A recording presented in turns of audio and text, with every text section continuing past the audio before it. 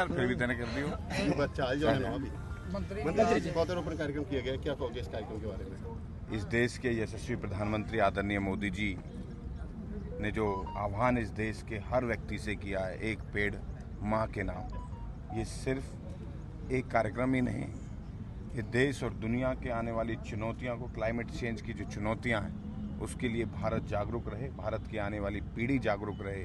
तो मैं ऐसा आह्वान आपके चैनल के माध्यम से भी करता हूं कि सभी एक पेड़ लगाकर इस प्रकृति को सुंदर और स्वच्छ और शुद्ध आने वाली पीढ़ी को सांसें मिलें, इसलिए हम सबको मिलकर पेड़ लगाने चाहिए, पर्यावरण का ध्यान रखना चाहिए।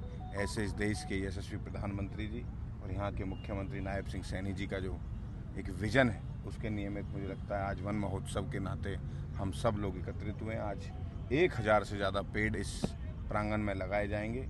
हमारे इसकी देख रेख हमारे फॉरेस्ट डिपार्टमेंट और आने वाले समय पर आपको दोनों चौराहे जो आपको दिखाई देता है, ये भव्य और दिव्य बनते हुए दिखाई देंगे आने वाले कुछ समय के बाद। पूरे पलवल में कितने पौधे लगाने का लक्ष्य रखा था? पूरे पलवल में हमने 1 लाख पौधे लगाने का लक्ष्य रखा है और जगह जगह पर हम, ये एक व्यक्ति का काम नहीं है, ये सामाजिक काम है, ये हर व्यक्ति की जिम्मेदारी है, हर व्यक्ति की जिम्मेदारी है कि पेड़ लगें। ये हमारे लिए भी अच्छा काम है और आने वाली पीढ़ी के लिए भी अच्छा काम। मंत्री जी, अब की बार जलभराव भी हुआ, बारिश ज्यादा हुई, क्या कहना चाहोगे? आगे क्या व्यवस्था है?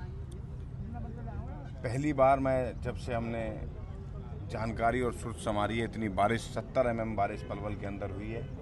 स्वाभाविक रूप से जल भराव हुआ है और जल भराव आज हुआ और जो नाले की समस्या है वो 35 साल 40 साल पुरानी है।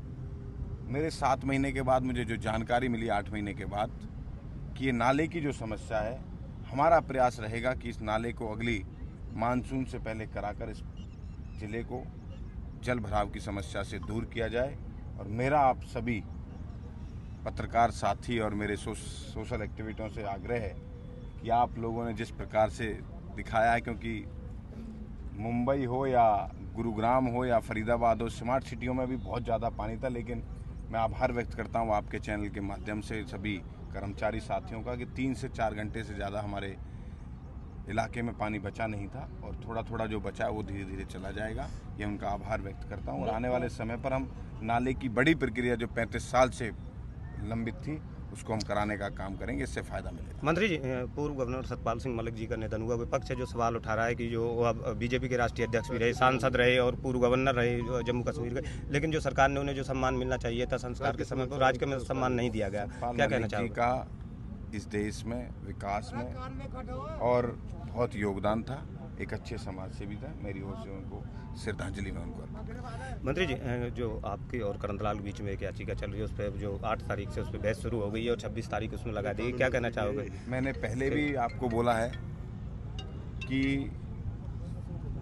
युद्ध के भी कोई नियम है और राजनीति के भी कोई नियम है। युद्ध के समय पर सूर्यास्त के बाद और महिलाओं पे युद्ध नहीं होता और इसी प्रकार से राजनीति का भी एक उसूल है, परास्त हुए लोगों पर चर्चा नहीं करें। मंत्री जी, आप कानून मंत्री भी हैं, इसका फायदा मिलेगा आपको? नायब सिंह सैनी सरकार का आशीर्वाद है मुझे खेल विभाग का और कानून विभाग का जिम्मेदारी जो मुझे दी है, मैं अच्छे से निभा रहा हूँ हर संभव। राहुल गांधी ने वोट चोरी के जो आरोप लगाए, क्या कहना है? राहुल गांधी हो या कांग्रेस पार्टी हो, हमेशा जब कोई चुनाव आता है तो उनका नया रोने का विलाप शुरू हो जाता है।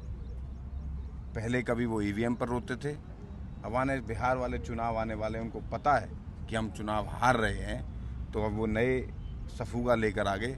जो इस देश का नहीं है उसे इस देश में वोट देने का अधिकार नहीं है। इस देश के गृह मंत्री आदरणीय अमित शाह जी ने क्लियर कट लोकसभा के पटल पर कहा है। मंत्री जी, हर साल पेड़ लगाए जाते हैं लेकिन सरवाइव कर पाते हैं मुश्किल से 2 से 3%, तो इस बार कुछ प्रबंधन करेंगे जिससे ज़्यादा सरवाइव हो सके? बिल्कुल प्रयास करेंगे और ये सामूहिक प्रयास है सबका, हमारा अकेले का ही नहीं, सामूहिक प्रयास है हम सबको मिलकर, चाहे हमारे जो भी सार्वजनिक जीवन में हो, चाहे पत्रकार साथी हों, चाहे नेता हों, सबको मिलकर एक पेड़ की जिम्मेदारी लेनी चाहिए। हमेशा हम प्रयास करेंगे कि संयोजित रहें। ठीक, थैंक यू।